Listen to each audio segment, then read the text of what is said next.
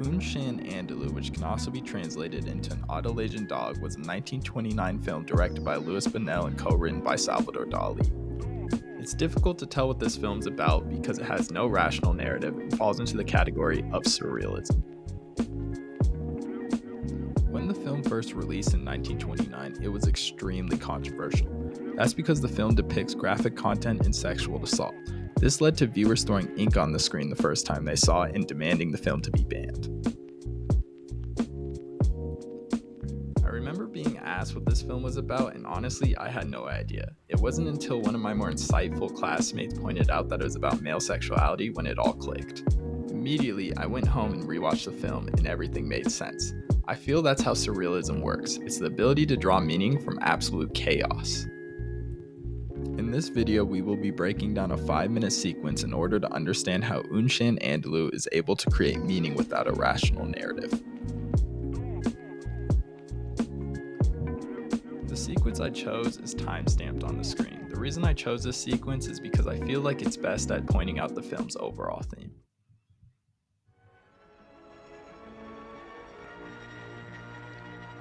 The sequence begins with a close-up of the man's hands. As we can see, it's infested with ants. In context of the theme, this represents his sexual urges, and we can start to see him lose control.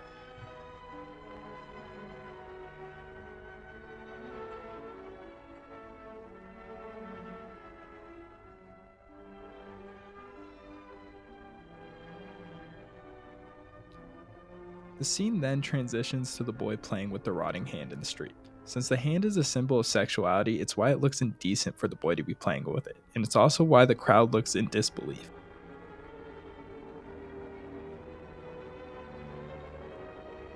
The onlookers in the scene look at the boy much like how people in real life look at male sexuality. They seem almost offended by how the boy is playing with the hand, and they can't stop looking at him.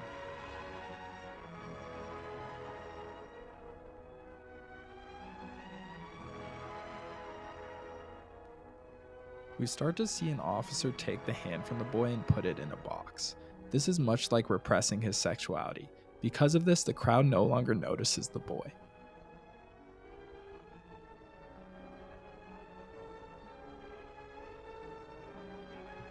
As the crowd leaves, we can tell that the man in the window is still paying attention to the boy, unlike everyone else. This is a statement about how sexuality can make you unique and personable.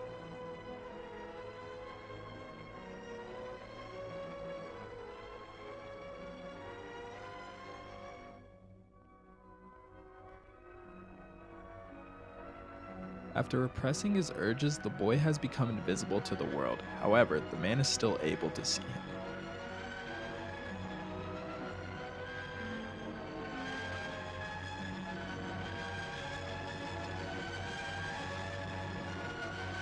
We then see a speeding car begin to run over the boy. The boy is unable to move, and I believe this is because when they repressed his urges, they repressed a part of himself that was able to take action.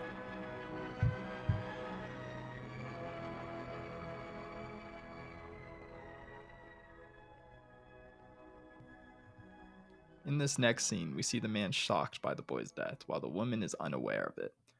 We start to see him give in to his urges, and this causes him to assault the woman.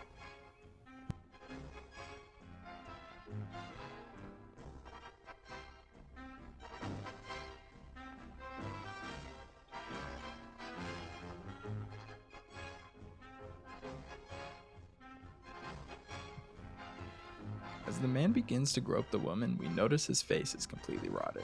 I think they chose to show this as rotting because it represents how male sexuality can be destructive and harmful at times.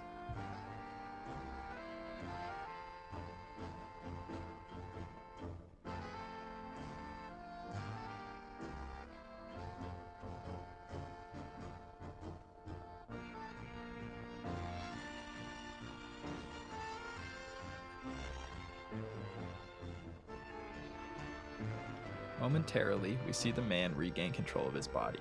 He realizes what he's doing is wrong, so he uses a piano to prevent him from further pursuing her.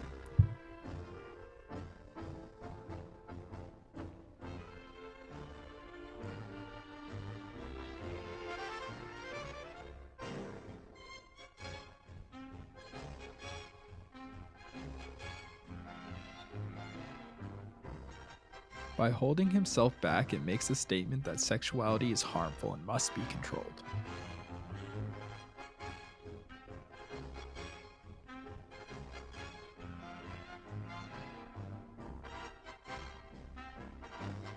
The dead donkeys on the piano are a reference to a popular children's book called Platoro and I, in which the donkeys represents innocence and purity.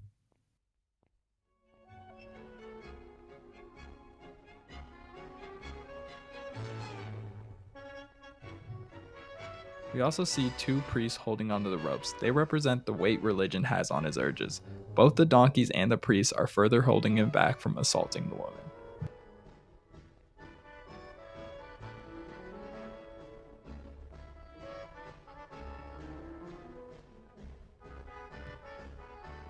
As the woman escapes, the man's hand gets stuck in the door, and we can see that it's further infested with ants.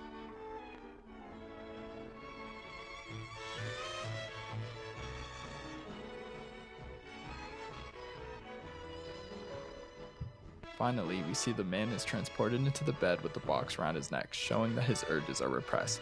Much like the boy was, he's unable to move.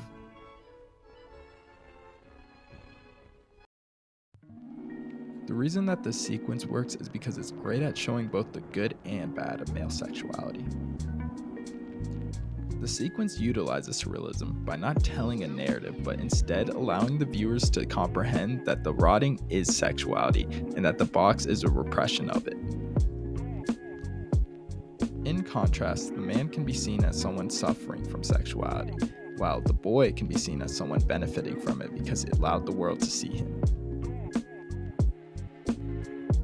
When they are stripped of their sexuality, this causes both of them to lose the ability to move. This manages to save the woman, but on the other hand, kill the young boy. Furthermore, the piano scene shows how concepts such as religion and purity are weights that tame sexuality and can help a man control it.